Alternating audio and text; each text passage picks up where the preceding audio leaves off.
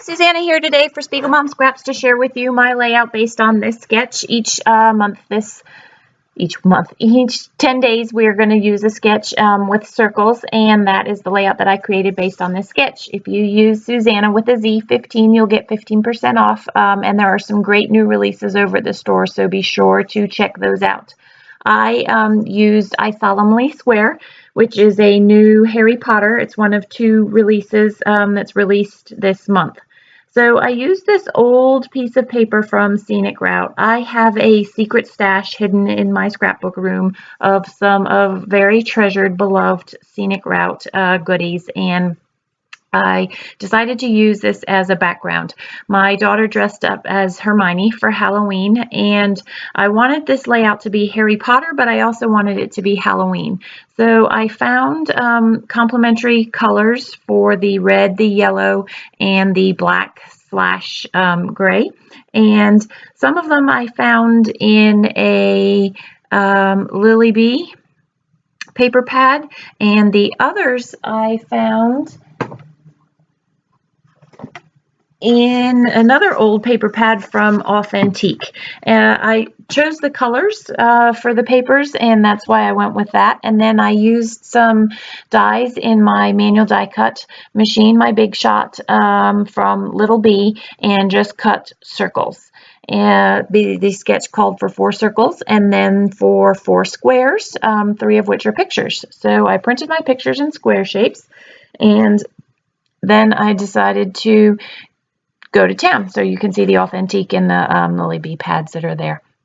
I used that note card from Ellie's Studio that says notes behind that bottom green picture.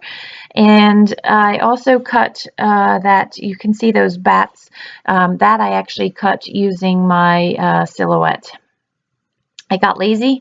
I wanted to use my Little B die cut box to line things up, and it didn't go far enough, so I had to stop being lazy and go and get my ruler just to line up the tops of those circles for symmetry. I'm okay with lining up right angle things, but circles are a little bit harder for me because the beginnings and ends are a little less defined. So I get the 4 circles down, and again, those are just based on the colors. And I wanted the little arm of this ghost to not be hidden behind the paper, and it added a fun sort of element to the page by having his arm pop up over the circle. Whereas on the top ghosts near the right circle at the top left there, they're sort of appearing from that circle instead, which I thought was kind of fun. So this is my scraps. They are color coordinated, Roy G. Biv. I was having a hard time. I hurt my wrist. And so I'm having a hard time looking at it laying flat. It was easier to look at upright and pull out what I wanted. It also allowed you to see more of the colors that I was pulling out. So I pulled out that sort of more, it's a darker red because it complemented the pictures much more. And before I decided what to do with that red, I wanted to make sure that I got this down. I trimmed off the note card, and while I covered the words, you could see still that notes was the intended message there. So then I use this red. I'm sorry it gets really dark. The sun must have gone behind the clouds and made my scrap space a little bit dark there. So I just backed that picture with the red, and I really liked the contrast of the red on that yellow with the hint of red in the stripes in there. There comes the sun back again. And I wasn't sure that notes should go where it was until I played around a little bit with it. I was having a hard time making the symmetry of how far notes came up above the picture work with the placement of that square picture in the circle. I wanted it to be placed in the same place as the other pictures, but I also didn't want notes to cover too much of that circle up above. So it isn't quite as centered as the other pictures, but because I don't have a picture centered next to the yellow circle, it's not quite as noticeable. This is a graduation paper from Echo Park, but I really liked the stripes, and it made me think of Harry Potter-ish kind of things, and so that worked really nicely to back that other picture. That other picture couldn't go on the yellow because there's a lot of yellow in the picture, and it made it look too sickly almost, and so the stripes in that Echo Park paper were perfect for sort of making it stand out against that red. So I've pulled out some of my Halloween decorations and ephemera and bits and pieces that I've saved over the years. I do try and keep those in a box, as well as Christmas decorations in one box, in an iris box. And I found this card. It's an old card from Ellie's studio, but I thought that would be fun too. Given that I've already got one card, another one would be fun to sort of offset the other square there. So I trimmed it down a little bit more square. It didn't need to stand up quite as high as Notes did. And I just fussy cut around that banner there that says Happy Halloween, so that it would be poking up above the picture. It's a wonder that I don't cut that background paper as close as I use my X-Acto blade next to the background paper. And I struggled a little bit as to where this would go. You can see that I've got it on the picture on the right, and ultimately I am going to end up changing that.